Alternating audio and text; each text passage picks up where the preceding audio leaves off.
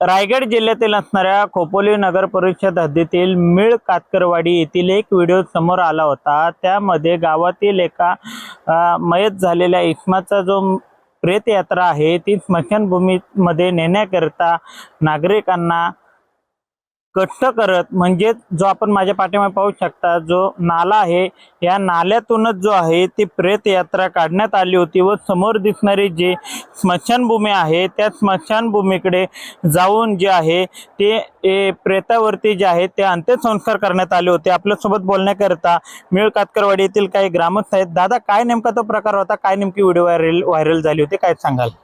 Video viral म्हणजे एवढे वर्षापासून आम्ही हे करतोय ते दखलच घेत नाही, तर मग आम्हाला लास्टला तो पाऊल उचलायला लागेल। बघा, आम्ही आदिवासी त्यांच्याकडे 100 प्रस्ताव टाकले, म्हणजे सांगितलं तर ते बोलतात प्रस्ताव दिलेला होईल होईल होईल। आता किती जुनी ही जर वाडी आहे नगरपालिका हद्दीत, तर ही किती व्हायला पाहिजे तर सुधारणा काहीच नाही। एकीकडे आता भारत देश स्वातंत्र्याला 15 ऑगस्ट येतोय, स्वातंत्र्य दिन साजरा होणार आहे आणि आपली वाडी कधीपासूनची आहे नेमकं काय सांगाल? अहो, आम्ही तशी जर जुने रेकॉर्ड काढले तर 1940 ची आदिवासींची नोंद आहे ह्या वाडी। म्हणजे किती जुनी वाडी असून तिचाच विकास नाही। आज एवढी मोठी नगरपालिका, परत 72ला नगरपालिका झाली, मग तिने एक लक्ष तर द्यायला पाहिजे। म्हणजे किती जुनी वाडी आहे। दादा, काय सांगाल? आपण देखील त्यामध्ये व्हिडिओमध्ये प्रेत यात्रा नेली होती, काय अनुभव होता आपला आणि आपल्या पण जीवाला धोका वाटत होता का, काय सांगाल? हो, भरपूर, कारण ते चिखल आहे पूर्ण आणि चिखलात पूर्ण पाय आतमध्ये जातात आणि प्रेत खांद्यावर असल्यानंतर सावरत नाही स्वतःला। तेच अजून काय ते आता काय बोलायचं त्यांना, सर्व सांगितलेलं आहे का रस्ता नाही, आम्हाला रस्त्याची कामं करा, परत वाडीत पण रस्ता नाही। एवढी जुनी वाडी असून कोणच लक्ष नाही देत। आपण काय सांगाल? आपण मतदानाचा हक्क बजावतो, नगरसेवक नगराध्यक्षांना काय सांगाल आपण? नगरसेवकांना काय सांगायचं, त्यांना किती वेळा आम्ही सांगून दमलोय पण ते काय आमच्यावर लक्ष देत नाही। आता आमची हालत ही अशी, आम्ही ह्या रस्त्याने जातो, चिखलात एवढे एवढे पाय जातात आमचे, एवढेच त्यांना जाणं असते तर आमच्याकडे येऊन बघितले असते का बाबा आदिवासी वाडी आहे, त्यांच्याकडे आपण आता तरी जावा। उन्हाळी येता तुम्ही, पण जेव्हा मतदान असतं तेव्हा येता, त्याच्यानंतर तुम्ही येत नाही। नंतर तुम्ही येऊन बघा, तुम्ही पण ते पाय वाटून चालून बघा, मग कातकरवाडी कशी आहे, कशी सुधारणा होईल ती तुमच्यावर आहे म्हणावा। पण तुम्ही येतच नाही, लक्षच नाही देत, आदिवासी आहे का नाही ते पण बघायला तुम्ही येत नाही। आता आम्ही त्या दिवशी परत झालता तो इकडे आम्ही घेऊन आलो, तो गुडघ्या गुडघ्या घर पाण्यातनं आम्ही चाललो, परत आमच्या खांद्यावर पाय आमचे गुंतलेले, तरी आम्ही सावरत कस तरी नेऊन गेलो तिकडं, तरी हे लक्ष देत नाही। त्याच्या पुढे आम्ही बोलणार काय? दादा, आपण काय सांगाल? आज आपले लेकरं बाळ आहेत ते देखील या रोडचा वापर करतात, तुम्हाला दुसरा रोड नाहीये का? जर दुसरा रोडने यायचं असेल तर किती वेळ लागतोय? दुसऱ्या रोडने आम्हाला इथनं फाट्यावर जायला 1 तास लागतो। दुसऱ्या रोडने इकडनं आम्हाला शॉर्टकट पडतो, आम्ही 15-20 मिनिटांमध्ये घरी पोहोचतो। त्यामुळं आम्हाला इकडनंच जायला सोपं पडतो, सर्व गोष्टी इकडनंच आम्ही करतो, दुसरं काही नाही।